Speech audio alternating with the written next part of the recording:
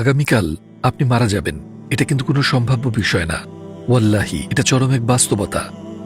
1 জানুয়ারি 2026 সকাল 9টা কিংবা 10টার দিকে আপনি শেষবারের মতো শ্বাস নেবেন আর আপনার রুহ তুলে নেওয়া হবে। সবাই আপনার জন্য কাঁদছে আপনাকে নিয়ে। সময় তখন প্রায় দুপুর 2টা বাজে। আপনাকে গোসল করানো হচ্ছে, আপনার জানাজার নামাজ পড়া হয়ে গেছে, বন্ধু আত্মীয়রা আপনাকে কাঁধে তুলে নিয়ে গেছে, তারপর তারা আপনাকে কবর দিল। এরপর সবাই যার যার ঘরে চলে গেল। এখন আপনার ঘর নীরব, আপনার পরিবার বসে আছে। মানুষ ফোন করে বলছে আল্লাহ যেন তার উপর রহম করেন। তারপর সেটাও থেমে যায়। 1 সপ্তাহ কেটে গেছে। আপনার কাপড়গুলো জড়ো করে তারা কিছু গরিবদের দিয়ে দেয়।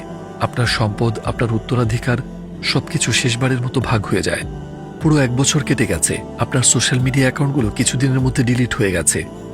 কিছু কথাবার্তায় মানুষ বলে আল্লাহ যেন তার রূহ শান্তিতে রাখেন। 200 বছর কেটে গেছে। আপনার কোনো কবর ফলকও আর থাকে না। আপনার উপর আরেকজনকে কবর দেওয়া হয়ে যায়। বছরের পর বছর কেটে গেলে আপনার দেহ ধীরে ধীরে মাটিতে মিশে যায়।